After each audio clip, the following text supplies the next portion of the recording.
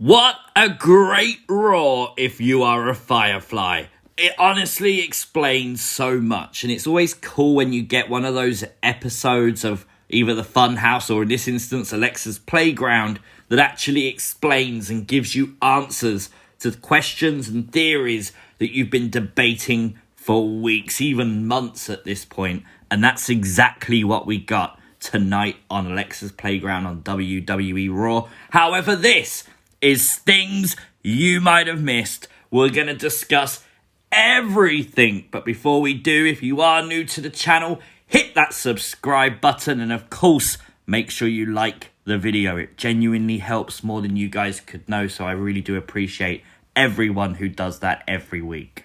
Now, WWE advertised an Alexa's Playground tonight on Monday Night Raw.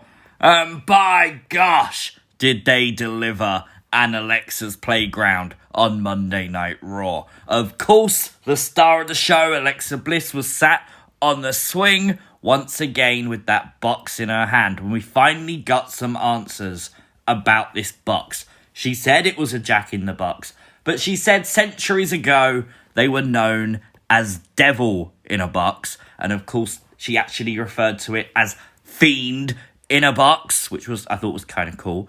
Saying it was known to trap the souls, it was encased in spells, and it's just fun to finally get answers of the meaning behind things. And it makes sense in this case why it's called Fiend in a Box. Now, Alexa Bliss told us that Wrestlemania, obviously Randy Orton didn't know what he was letting himself in for, but she would give all the Fireflies a little taste of what was to come. At WrestleMania, Randy Orton, the legend killer, dies. What? Like, you don't just mix your words there, do you? That literally just say a man's going to die is huge. I mean, we know that this match is probably the most hyped match for this year's WrestleMania. I think most fans are looking forward to this match more than any other. WrestleMania is known for big matches, and that's got this big match feel for sure. But WrestleMania itself is only 12 days away. 12!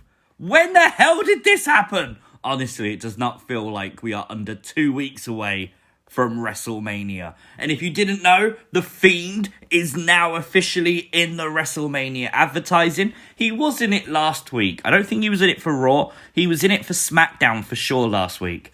But obviously they played it again this week on Raw, and it does now contain the Fiend, much like the Jack-in-the-Box / Fiend in a Box that Alexa Bliss has got. And of course she did wind it once again. Pop goes the weasel.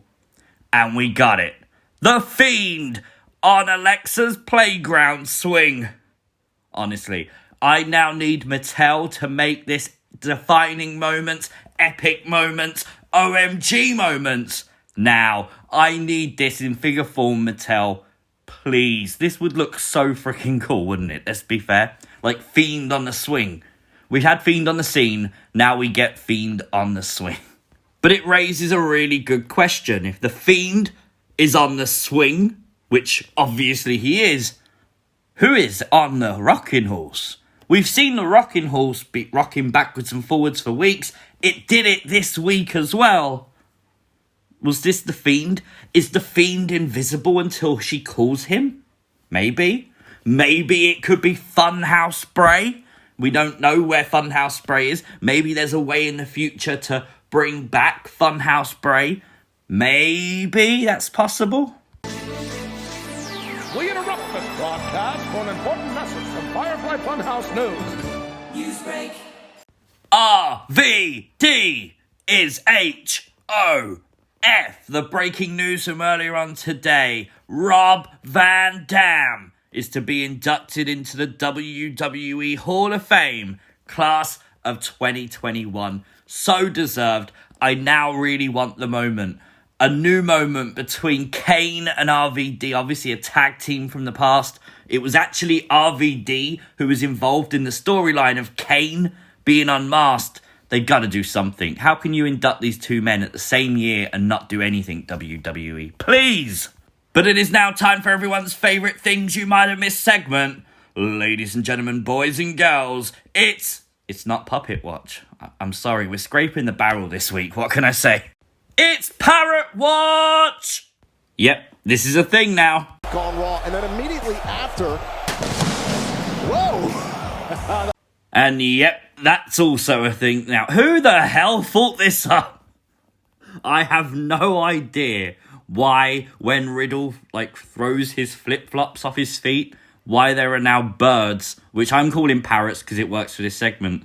I've got no idea, but it's funny. It had to be included, right? We did get an amazing promo this week on Raw from Randy Orton. And genuinely, I'm telling you at this stage, WWE makes sure these promos happen in scenarios like this with backstage equipment behind him. So we literally are on the lookout for Puppet Watch 24/7. They know it's a thing, ladies and gentlemen. They know. But nonetheless, Randy Orton put the Fiend over so freaking well. He literally compared the Fiend to his past opponents. He said he's wrestled the best that WWE has to offer. Greats like The Undertaker and John Cena. But the Fiend is different. And you know what? Just that one line puts the Fiend on that level of Undertaker, of Cena. We know he is. As fans and Fireflies, of course we know he is. But to the casual viewer, Randy Orton doing that is huge. This whole promo was aired with Randy's lips just trembling, just a tiny little bit. And it's subtle movements like that that make you realise that, yes, Randy Orton is still scared of the Fiend. He might have some dark idea on what he's going to do at WrestleMania to end the Fiend forever. But he's still scared. And that alone, again, puts the Fiend over. It's such good work from Randy Orton. There is new merch on WWE Shop. Of course, Alexa Bliss has new Fastlane commemorative plaques. The one on the left is a numbered version. The one on the right isn't. But if you want to pre-order them, they are available now. And it literally reads, Alexa Bliss defeats Randy Orton from Fastlane. The image is of her and, of course, the Fiend. And the Fiend himself has new t-shirts. Of course he does. It only took you a week, WWE. We've been waiting. The Fiend, Let Me In, movie poster, authentic t-shirt. And of course, The Fiend returns mineral wash t-shirt. Really, really cool. But interestingly, on the back of the movie poster t-shirt is this symbol. It's like a moth, basically. Now, it's interesting when you compare them to Bray Wyatt's tweets. And of course, Bray basically went into a cocoon stage. That's what we've been theorizing for months, that Bray would emerge from the cocoon. He needed time. Exactly what Alexa Bliss said tonight on Alexa's Playground. And now he has risen.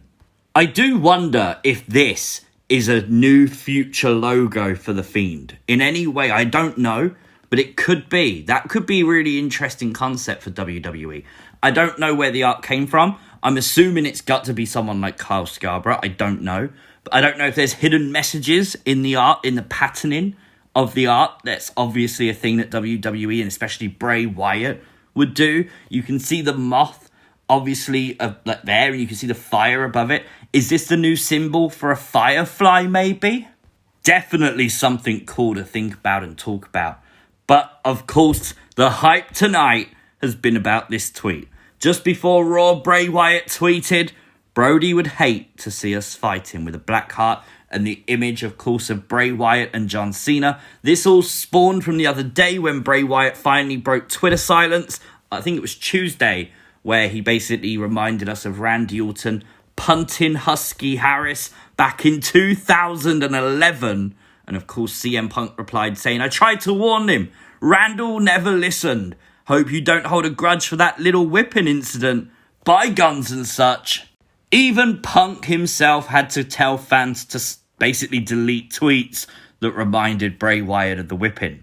Now, I don't think this is CM Punk return confirmed, although I'm sure some YouTubers will make that title. Not here. But I do think this is something cool, that if CM Punk ever does come back, I definitely think we're going to get the feud between Bray and Punk. And I think it's interesting.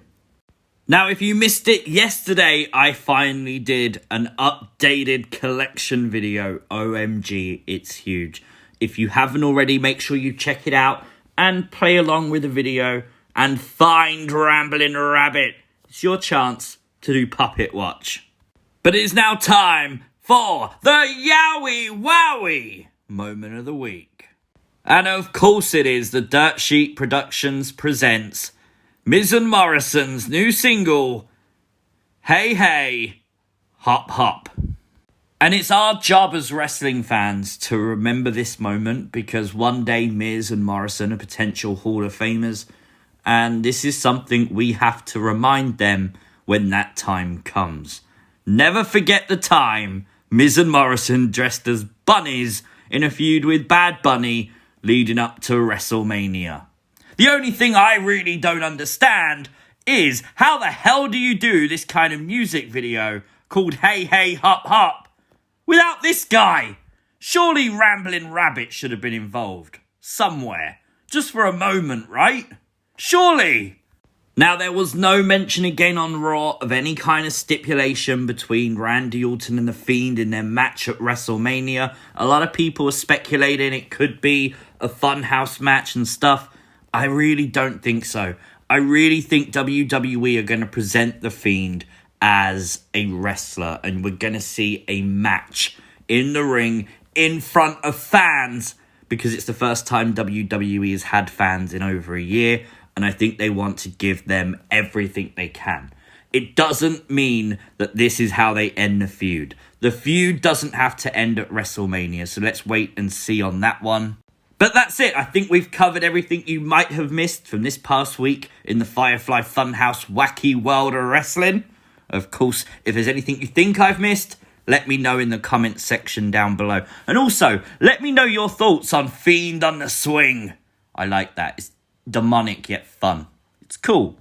Make sure you like the video, share the video so your friends can find it, and subscribe to the channel if you're new. I'll see you next time. Peace!